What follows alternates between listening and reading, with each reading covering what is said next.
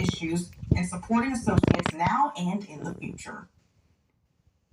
New for you at 11, WHIO TV Tonight was there today for the grand opening of District Market.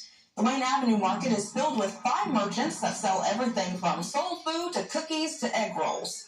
The market will be open Wednesdays through Saturdays from noon to 5.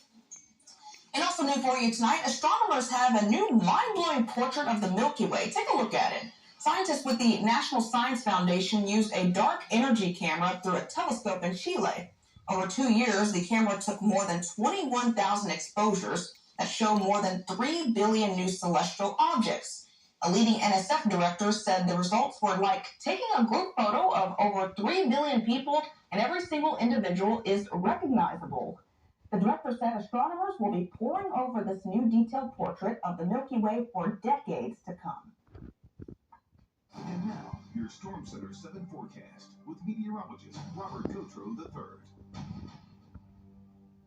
Victoria, have you ever been to a place where there's so little light pollution that you can just see Milky Way in all of its glory? I have not, unfortunately. That would be nice to see, though. I've never seen that before. I'm sure there are some places in Texas where the light pollution isn't too bad, especially like rural Texas. You can see it a little bit. I think the best place that I've seen it, I think, was in Capitan, New Mexico, or close to it, which is actually where the original Smokey Bear is from. I went on a hill because I was driving through there, and I turned the lights out and just looked, and wow, it was glorious. So I bet it was. I recommend doing that if you go camping, but maybe not tonight. We're looking at some mostly cloudy skies tonight, and that's going to keep temperatures maybe a little bit milder than they could be. But look how cold they've gotten so far today. Now, these are the lowest temperatures since midnight. Usually you find the coldest temperatures right before sunrise, but look at this low temperature in Dayton, 33 degrees. It's actually 33 degrees right now, so we're experiencing some of the coldest temperatures of the day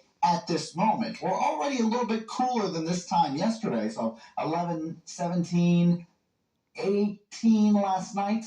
You can see we're about 6 degrees cooler than that in Dayton, but most places are at least a few degrees cooler. So temperatures at the moment, we're all right around freezing. And yes, there's a little bit of moisture in the air with regard to some light drizzle and even some light spotty flurries. And as such, you do see a little bit of pink across the region. There were a few reports from the Weather Service of perhaps some real isolated spots of some freezing drizzle. So just be aware of that. But this is the worst that we're going to see moving into tonight. But we do expect some snowfall coming into Sunday morning. As far as temperatures over the next 24 hours, you can see we'll be in the 20s tonight. We'll probably even be closer to, say, 26 degrees between 5 and 8 a.m. And then we're only up to the upper 30s tomorrow.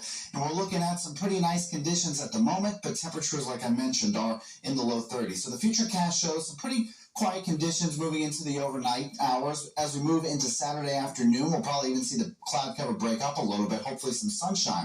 Now, as we move into Saturday night, Sunday morning, you'll start to see some snow moving in across the area. There's a good chance for some snow, perhaps mixed, but I'm leaning more towards snow for Sunday morning.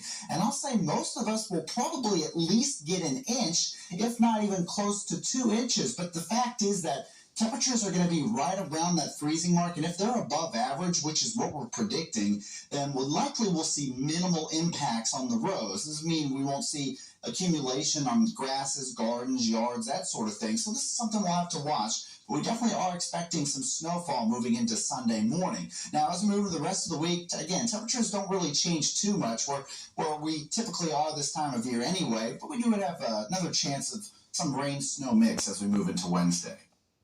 Thank you, Robert. This Butler County man, Jose Gutierrez,